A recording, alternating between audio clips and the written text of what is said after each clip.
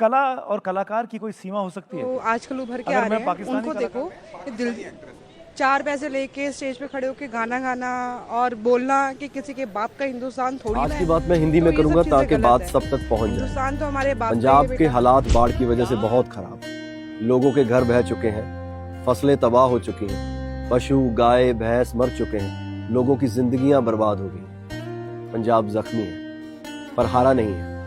हम पंजाब की गोद से उठे हैं, पंजाब ने हमें गोद लिया है और हमने पंजाब की गोद में ही मरना है। जितने भी पीड़ित परिवार हैं, हम सब उनसे कहना चाहते हैं कि हम उनके साथ हैं। ऐसा नहीं कि राशन पानी दे के ये बात खत्म हो जाएगी।